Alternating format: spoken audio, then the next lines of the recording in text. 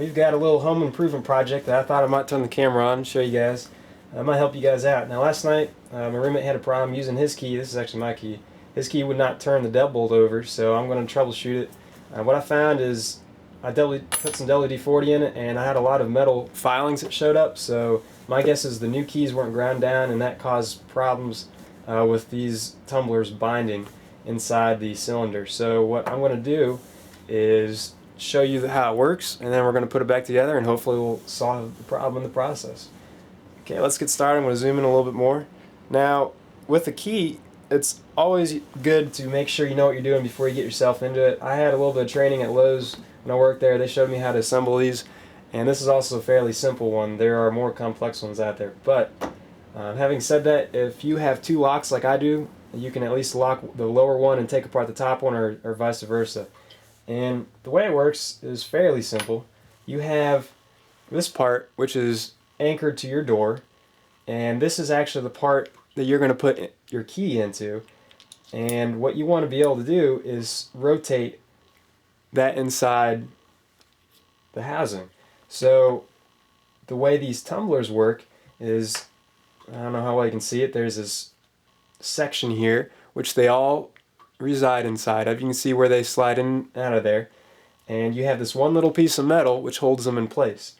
Now these springs are all the same, all the same height, and this first row of brass cylinders are all the same height as well.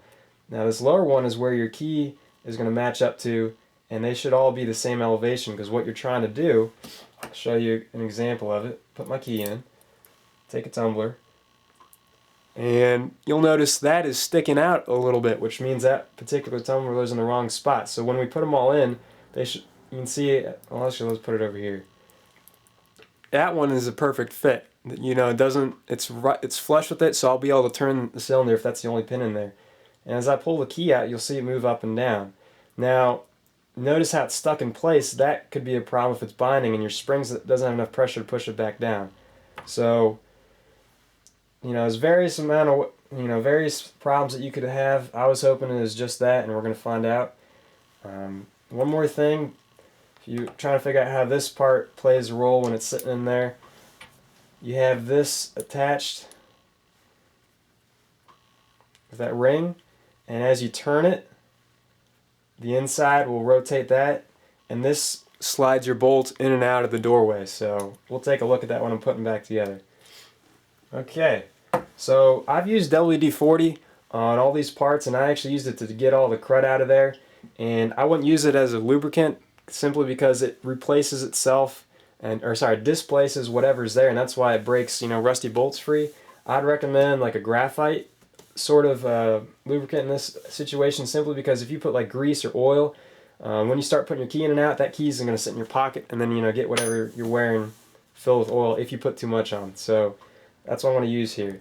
Now, when you're putting this back together, what you want to do is line your key, as I showed earlier, with the top, and make sure they're all flush. So we're going to go ahead and do that now. I'm just going to start guessing and checking, just throwing these in there, and we're going to see how they end up.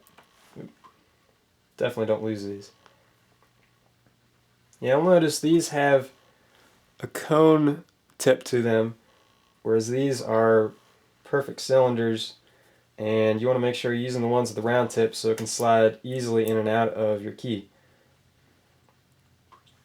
Alright, we already noticed that one's too tall, but I'm just going to leave it there at the time being.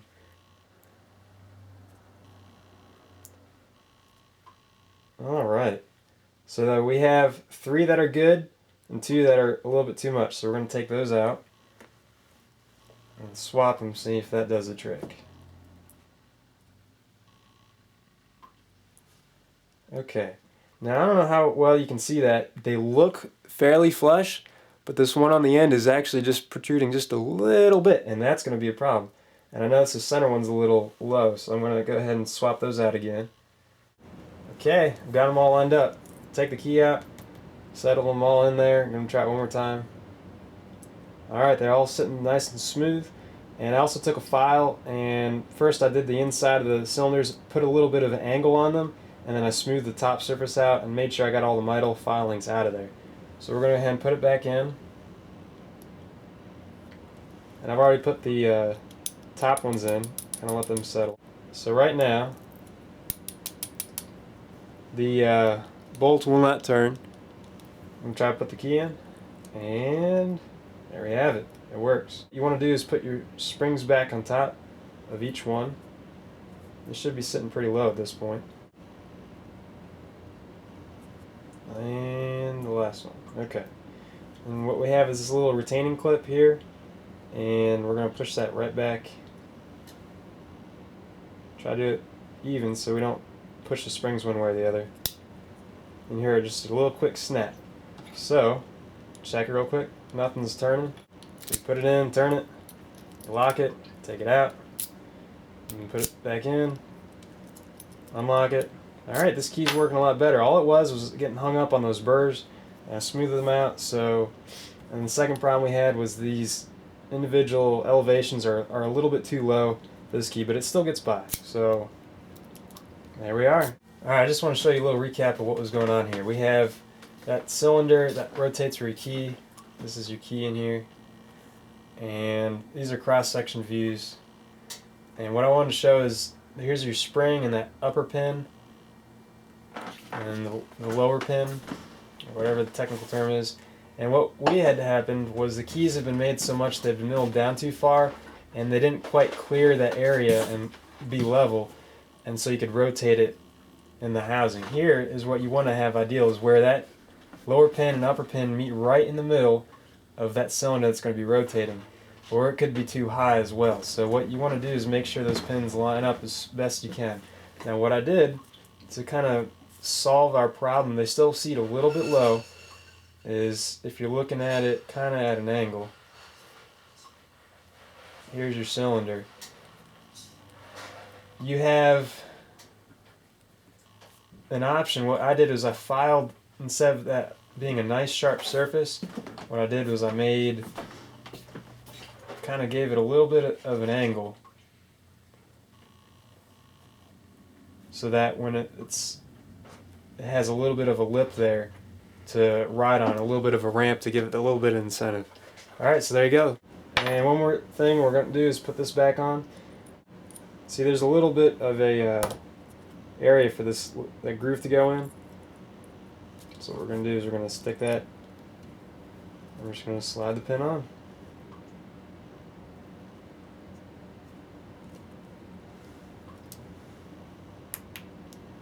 Okay, it is retained. Alright, I'm going to go ahead and take you to the front door, and we'll show you how that all fits together. Since it's kind of cold outside, I had this paper towel just shoved in there. You'll notice that key there is kind of squarish in the center right here. And when we put the deadbolt in, as it rotates, kind of zoom out here a little bit, see how it activates that bolt and pushes it over? And then just the same way, when you're unlocking it, there's basically a arm there, and it is allowed to rotate, and it moves that bolt forward and backward. If you've gone this far and you have an older lock, all these parts in here, you can see there's a little bit of factory grease. It wouldn't hurt to put a little bit of grease on that, just a little bit, and it might make that run a little bit smoother. Also, make sure this aligns with your frame of your door. It might also be hanging up there a little bit too. There's all kinds of problems, but we're just working on the key for right now. This is going to sit on the outside because that's where we have our key. As I showed you, this will slide over that slot, and as that rotates, I'll put the deadbolt on or off. And then this is the inside of your house, and that will match up in there. And those screws go through these holes. So we'll go ahead and it just sandwiches together, and we'll go ahead and do that, and I'll show you the final installation. Okay, you might notice I actually had to unlock the deadbolt a little bit to get this lined up in the back so I could turn the screws. You might have to do that. Final test. Keys in there. Go ahead and locks. Take it out. Back in. There you have it. Almost as good as new. And try one right here. Obviously lock it. Thanks for watching. This is One Day Ahead signing off. Subscribe for some more home improvement videos, motorcycle riding, outdoor enthusiast stuff, all kinds of gear reviews, and tell you what, I'd appreciate a comment or two. Alright, Like my video if you liked it, and we'll see you next time.